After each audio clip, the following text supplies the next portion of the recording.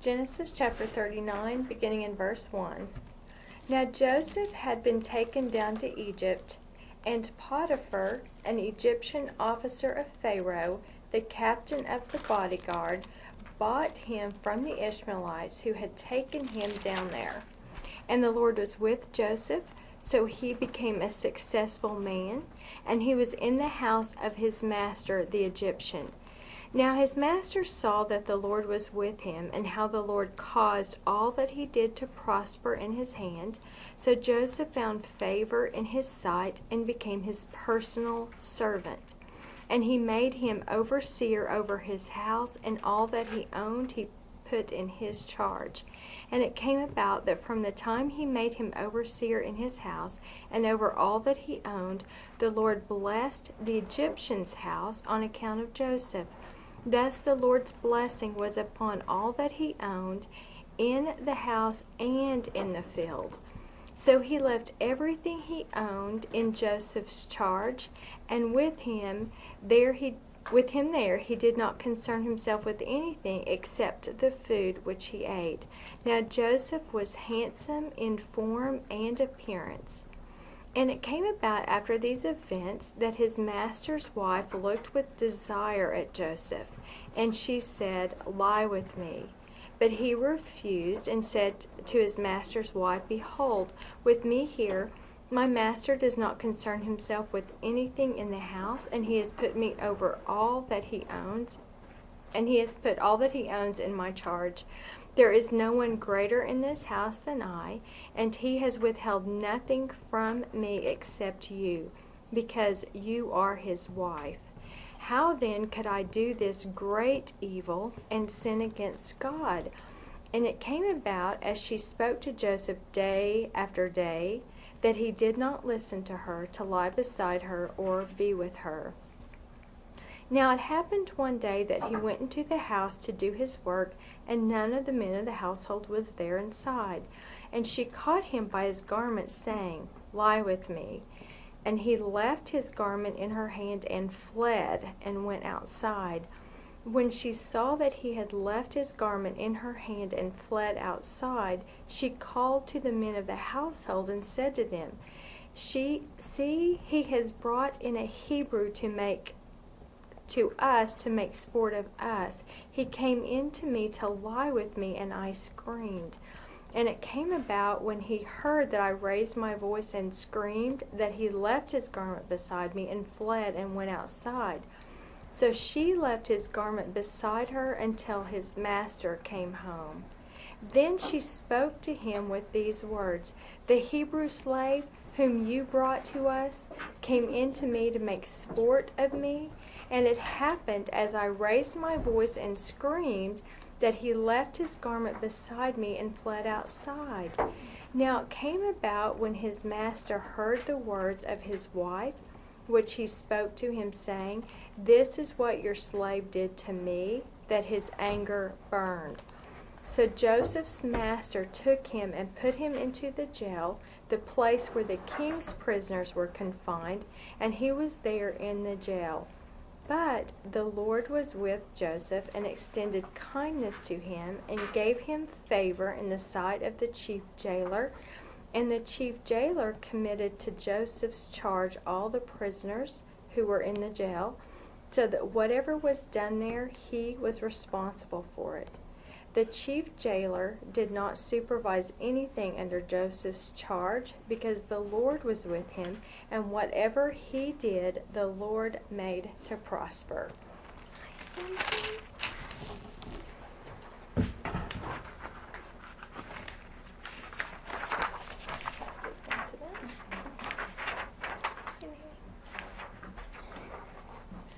Okay, we're in Genesis 39, and go up and look at verse 1.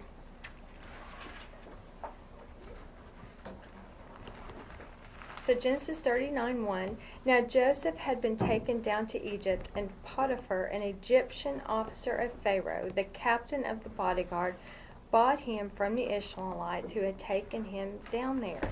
Okay, so this first verse, we can go back and look at Genesis 37:36. Which is how chapter 37 ends. Meanwhile, the Midianites sold him in Egypt to Potiphar, Pharaoh's officer, the captain of the bodyguard. So what we have here is that we're going through Jacob's history, Jacob's genealogy. So we did chapter 37 on Joseph. And then when we looked at Judah, Judah covered the next 22 years. And now we're going to go back and look at the same 22 years from the perspective of Joseph in Egypt. So we're covering this. So if you read it chronologically, you're going to be confused. But just know that we're covering the same 22 years just from a different perspective, which is how Revelation is written too. It's not uncommon. So we're going to go back and look at the same time period. Like in the meanwhile back at the ranch, we're going to see what's going on in Egypt at the same time this was going on. So that links these two chapters together. This was so fascinating. Potiphar's name is only mentioned twice in Scripture, and it's those two verses we just read. End of 37, the first of 39, and he's never referred to as Potiphar again, which I find so fascinating. I didn't realize that because we're so familiar with his name. I thought it was over and over and over. But notice how he's referred to in this passage. It's always his master, Joseph's master. Let's see. So Joseph had been taken down to Egypt, and Potiphar, an Egyptian officer of Pharaoh. And this was, like, I have no answers for you. I'll just share what I read. But this word officer is used, translated 17 times as eunuch. The root word of, it's saris, S-A-R. Saris, yes. The root word is castrate, to be castrated. So Same as what word? Officer. Oh, officer. Yes, officer. Okay. Yes, and My so commentary says that's what it means, but it says, but not in this case. It signifies a high-ranking officer. and that's because if you were in the administration of kings, they normally had their men castrated, and it was not unheard of for a eunuch to be married. I don't know if they married and then later part of their promotion was to become a eunuch. I don't know. But, and just like what Carol read, it's so everything you read, everyone has a different opinion. But I will tell you the root word is to castrate, and there is another word used for officer that's translated officer, and it doesn't mean eunuch. It doesn't probably convey the same level of power and authority. It's just simply an officer or an overseer. So this word does give a lot more power and authority. He may have been a eunuch, he may not have been a eunuch. Nobody knows. They've been debating this for millennia. So just an FYI since we brought it up last time. So he's an officer of Pharaoh. He's the captain of the bodyguard. This is another word I looked at. And it means executioner. It's twice translated cook, but it's because they slaughtered the animals. So it's a slaughterer or captain of the guard. Chief executioner is in one translation. Which is fascinating when we get to the part where he punishes Joseph, just to know his position and what he actually does. Okay. And he bought him from the Ishmaelites.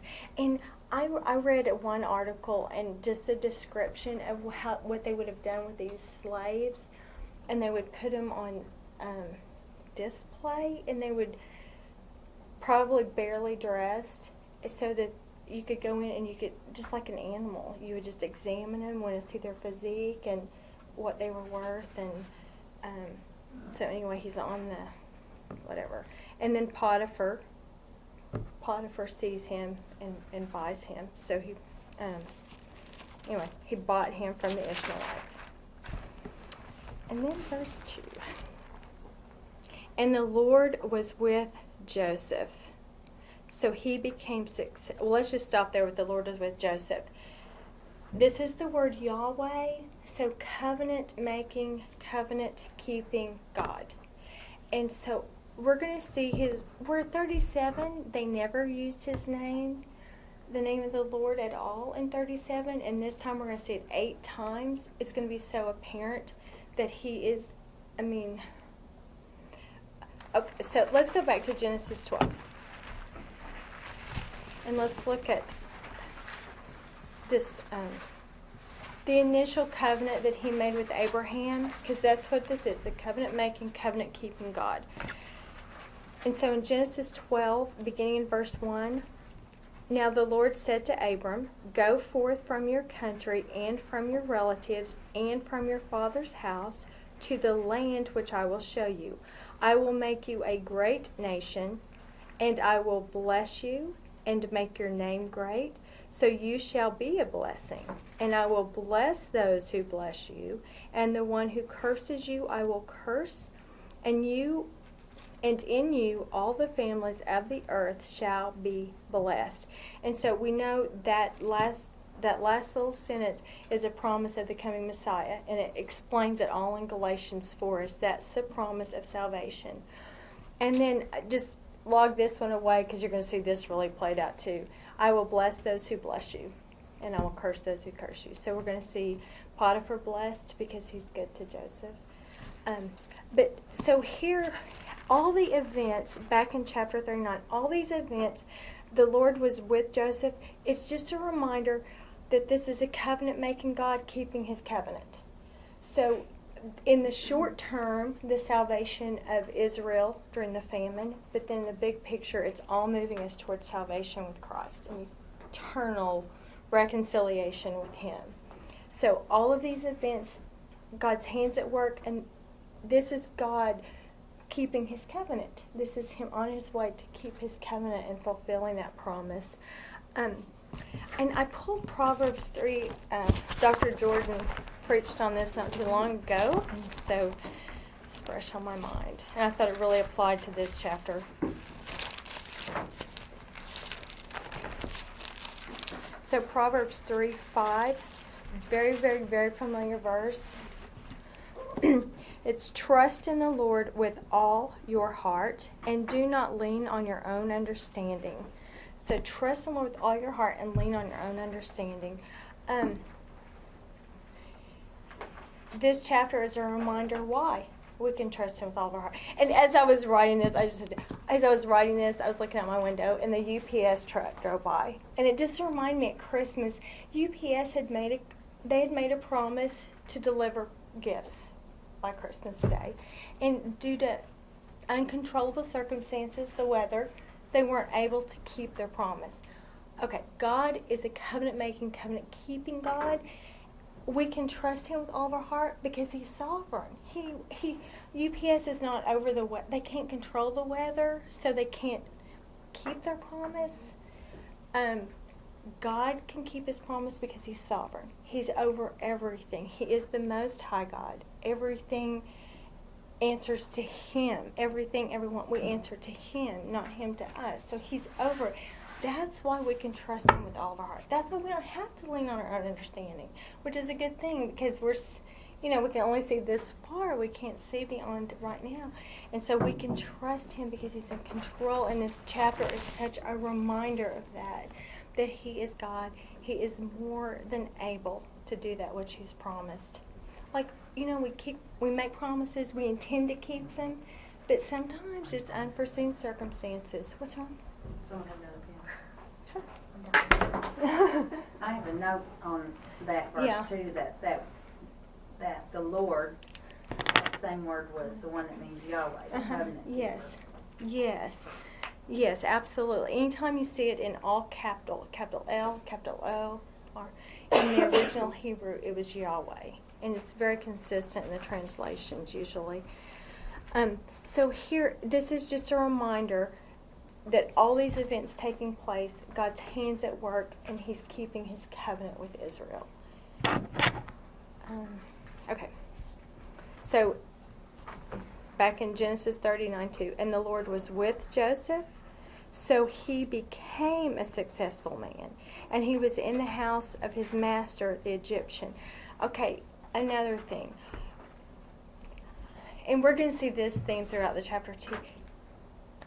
there are going to be some really good lessons we can learn from Joseph, and we can just look at that. But the purpose of this, what God so wants us to know in this, is it's about Him, and it's about what He can do and what He is doing and what He can do.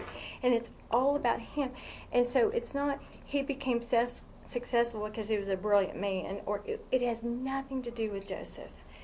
Nothing to do with Joseph. It has everything to do with the God of Joseph and God keeping His promises. And I know the tendency is to look at this and think, well, God had favor on Joseph, so if you're a believer, this is what God's favor looks like. And that's just not the point of this chapter. It's not showing us that. It's showing us that when God makes a promise, He can keep it. And this is how He keeps it. And He needed Joseph to be successful. And this is part of the bigger picture plan. It's not a blanket promise to everyone who would believe. It's just, this is about God bringing about His promise. Okay, so, and the Lord was with Joseph, so he became a successful man, and he was in the house of his master, the Egyptian. And again, we've seen this. So this is the summary statement, and now we're going to go back and look at the details of it. So he's going to break down how he ended up in his master's house. Verse 3. Now the master, and see, Potiphar is always referred to as Joseph's master. I just think that's so fascinating. And his master saw that the Lord was with him, and how the Lord caused all that he did to prosper in his hand. Very interesting, because much what you were saying about the Hindus, the Egyptians, they had multiple gods. So very fascinating that he saw this, recognized it. So God caused all that he did to prosper. Verse 4, so Joseph found favor in his sight and became his personal servant. Another fascinating word. This is a relationship, and I'm explaining this because it's relevant. But so this personal servant, it's the same word used to describe Joshua and Moses. That relationship. The relationship between Elisha and Elijah, and then, like the majority of the time it's used, is to describe the priest relationship to the Lord. And it's a minister, a personal attendant, or a minister. It's used 79 times, and it's translated minister 79 times, sometimes a verb and sometimes a noun. And it's a personal, so I just thought that was a great picture as a priest, the Old Testament priest, being a servant of the Lord, a minister to the Lord, or a minister of the Lord. It's that same relationship that you see with Joshua and Moses, and then here, which to me was important because we're seeing that Joseph is being prepared to go work for the Pharaoh himself. Oh, the other thing that was described on this auction block, which I had not even considered, Joseph was an Israelite living in Canaan. This is Egypt. He would not have spoken the language. So you've got men looking at you and examining you, and you can't understand what they're saying, and he doesn't know the language. So not only, is he chosen to come in here, he's going to have to learn the personal attendant, he's going to learn the language, he's going to learn the culture. I mean, he's being schooled for his next big role. So I thought that was interesting.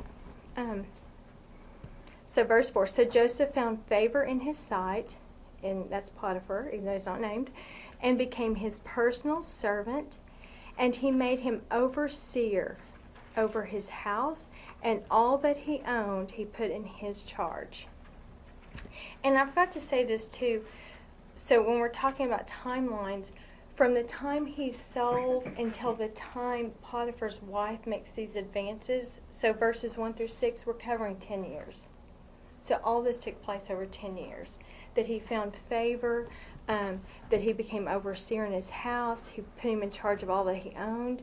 And then verse 5, and it came about from that from the time he made him overseer in his house and over all that he owned, the Lord blessed the Egyptian's house on account of Joseph.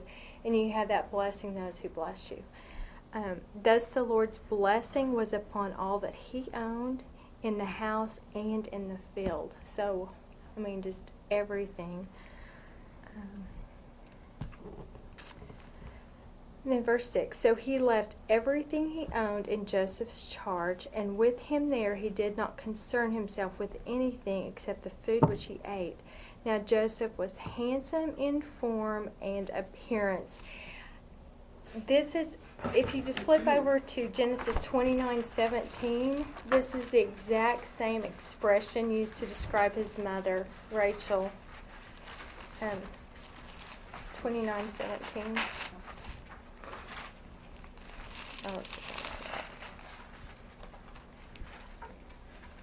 So Genesis 29:17, and Leah's eyes were weak, but Rachel was beautiful of form and face. And so it's the same word, and it's used double to describe Rachel and double to describe Joseph. So it's genetic. It's used one time. The only other men referred to in this way of being handsome, it's only used one time, not twice, but it's King David and his son Absalom. And then there were several women, Sarah, David's daughter Tamar, Esther. So it was used several times for women. But the double was only Rachel and only Joseph. And the only other men are David and Absalom, his son. So I just thought that was fascinating. But the double was the genetics. So here Potiphar's left Joseph in charge of everything. And so this took place over a 10-year period. So it didn't happen overnight. He was faithful, and then eventually came into the master's home and was, so he did no more servants' quarters. He's brought into the home. He's about 27 now. And then we get to verse 7. And it came about after these events that his master's wife looked with desire at Joseph, and she said, lie with me. So like I said, he's about 27 now. He's learned the language. He's very respectable, and she takes notice. Verse 8, but he refused and said to his master's wife, behold, with me here my master does not concern himself with anything in the house, and he has put all that he owns in my charge. There is no one greater in this house than I, and he has withheld nothing from me except you, because you are his wife. How then could I do this great evil and sin against God? And so here I was just thinking back on a couple of instances that we've read so far. He refused to have relations with his master's wife. And it was just so contrary to Reuben sleeping with Bilhah. I mean, it would have been so horrible. That's like the worst thing you could do to a man. So I thought about that one. And then also I thought about how Judah, at the most spent 30 days mourning, and then he's out hiring a prostitute. And then here, this young man, and he just the self-discipline and the not self-indulgence. And then we see what motivated him. First, behold, with me here, my master does not concern himself with anything. So I just took that as being very appreciative of his position. He was just grateful for what he had done, very appreciative of his position. Even though he's a slave in a foreign country, and his dad, who adored him, he hasn't seen in years. And so you still never see him as a victim here. You still see him as just doing so well. But he's so grateful for his position. He would never do that to the man who's done this for him. And then, on this earthly level. And then verse 9, he says, there is no one greater in this house than I, and he has withheld nothing from me except you, because you are his wife. So here Hebrew slave is more faithful to Potiphar than his own wife. And I don't know, I just wondered if this wasn't intended to like pierce her conscience and say, think about what you were doing. You are his wife. And then he finishes that thought with, how then could I do this great evil and sin against God? So just that was the bottom line. And that's a huge motivator if you fear God. And like I said, I just think on so many levels, it's just this expression of gratitude. Why would I risk all of this? You've been so good to me, and God's been so good to me, and why would I want to do this evil against him or Potiphar? And then verse 10, and it came about as she spoke to Joseph, and get this, day after day. Like this was, so one time, but no, this is day after day after day. And you know how easy it is. Okay, I'll just indulge this one and then blame somebody else. This woman you gave me or whatever. Just to blame. And there's just something about blame shifting when you're not the only party involved. It's just easy to say, well, gosh, day after day after day. But he never, and this was the other thing too, he was so trusted and so respected by Potiphar, yet he never saw himself as an equal, or he never saw himself as entitled to anything. He still referred to him as, he's the master, I'm the servant. He never lost sight of that relationship. Okay, and so day after day, I'll read verse 10 again. And it came about as she spoke to Joseph day after day that he did not listen to her, to lie beside her or be with her. Now it happened one day that he went into the house to do his work, and none of the men of the household were inside. This would have been very unusual, just the way that it's written, the way it's pointed out. This was not a common occurrence. So whether the wife arranged this or we don't know. But anyway, no one's in the house. Then she caught him by his garment.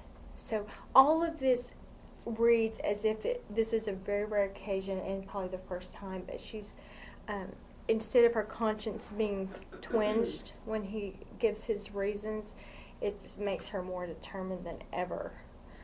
And so she caught him by the garment and said, "Lie with me." Well, he left his garment in her hand and fled and went outside. And when she saw that he had left his garment in her hand and had fled outside, she called to the men of her household and said to them, "See, he has brought in a Hebrew to us to make sport of us. He came in to me to lie with me, and I screamed." Okay, this is interesting, and the commentary read pointed this out. Here, this is Potiphar's wife. How many times do you think she referred to herself and the household servants as we? All of a sudden, we're all victims here. We have been, When did the servants come back in? Yeah. Yeah, she'd run them off or Yeah. something. Yeah, well, I guess when she screams and she hollers at them.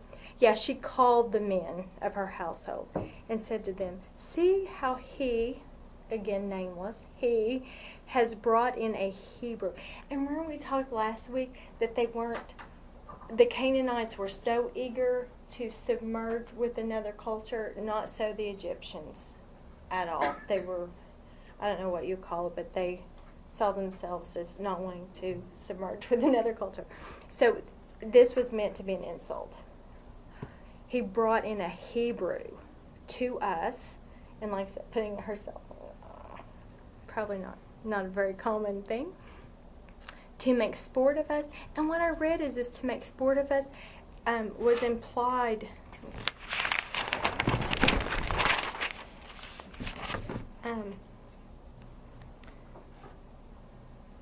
Appeal. Okay. I don't even know where I wrote it. Oh, make sport of us implies intended to rape. And so when she's saying this, to make sport of us, she's saying your wives and your daughters are in danger too of this Hebrew slave. Not just me, but us.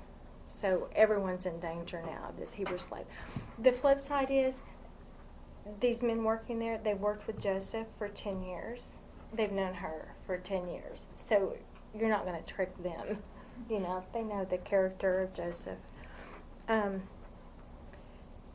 verse 14 again, she called to the men of her household and said to them, "See, he has brought in a Hebrew to make sport of us. He came in to me to lie with me, and I screamed. And it came about when he heard that I raised my voice and screamed that he left his garment beside me and fled and went outside." Her facts are right. The order is twisted. Right? Yeah. He fled, then she screamed, and not screamed and fled. So the facts are there. It's just twisted. Yeah, slight little twist there. So he left his garment. Okay, this was so funny. So she left his garment beside her until his master came home. So here's this evidence. You can't refute the evidence. I mean, you know, she just laid like a woman in distress with his robe next to her. Like, you can't argue with this. Here's his robe. He left it here.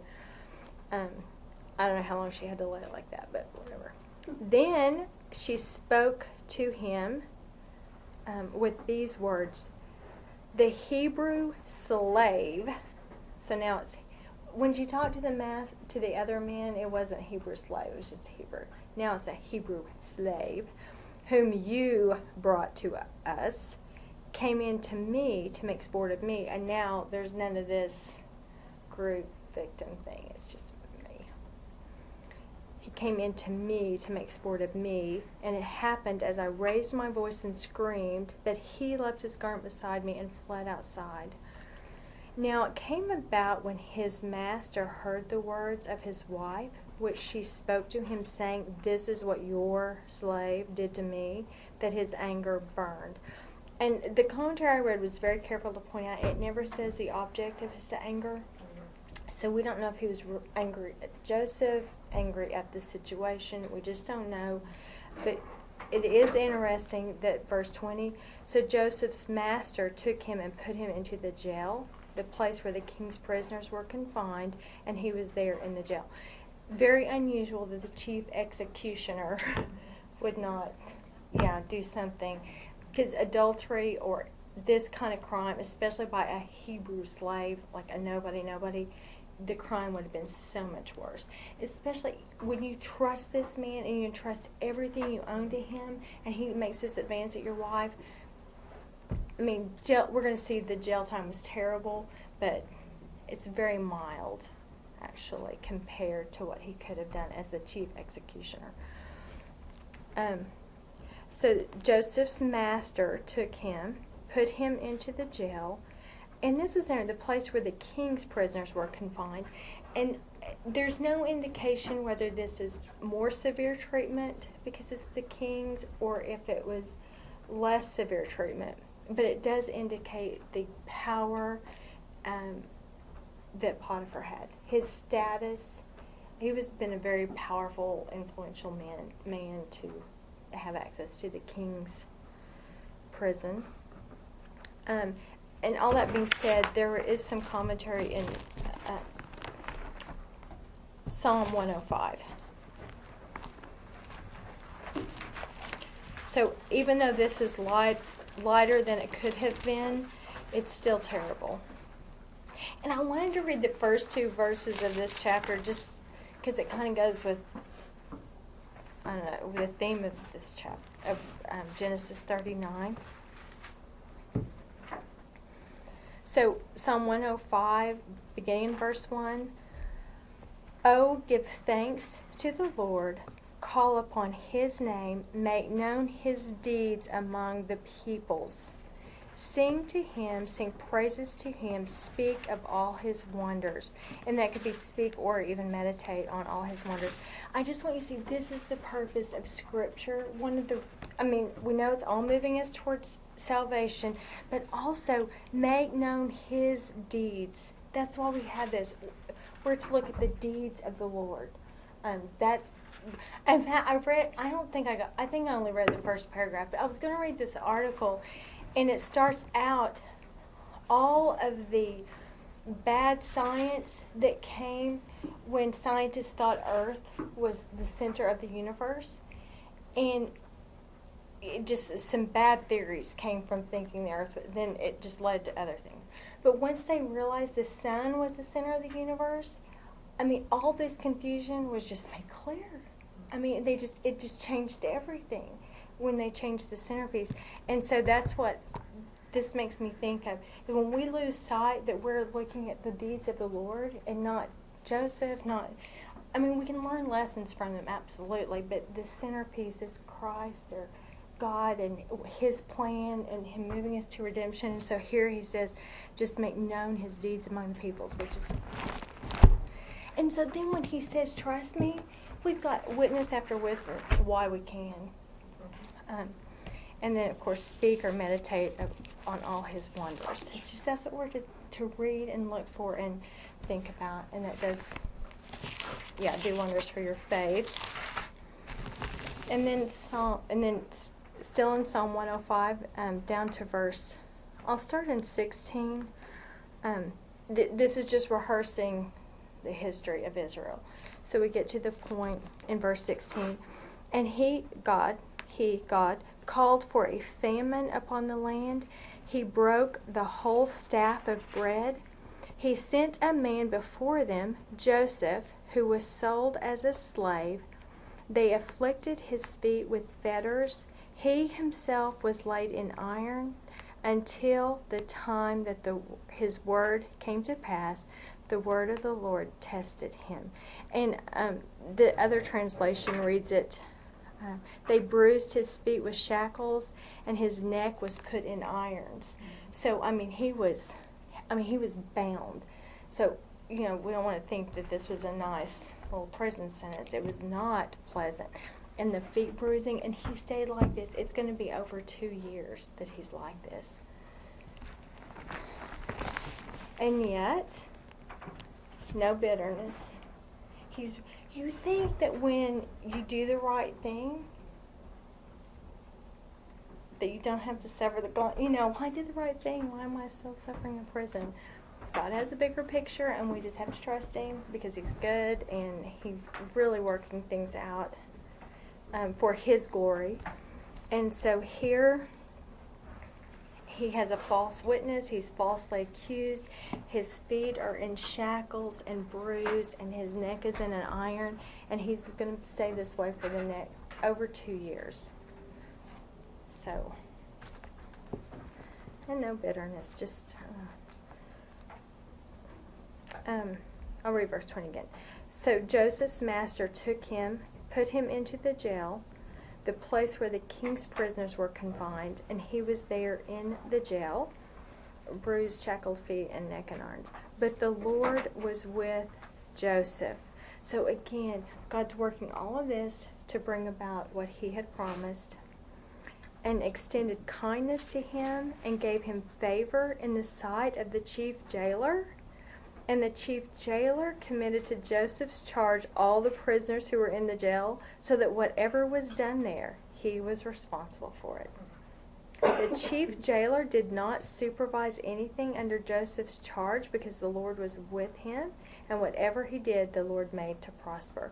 So I feel like with this jailer and with Potiphar, it's like it's better off if I step back and let Joseph just do his thing. But just not to lose sight that it wasn't anything that Joseph did. God is causing this. He's got a bigger picture, a bigger plan, and he's moving us towards salvation. In the short term, for saving Israel from the famine, and then the big picture, saving you and I. This fulfills the promise that he gave them back up there a few verses before. Yes, it does. Everything you have in charge of. Everything. Yes, that's so good. Well, yes.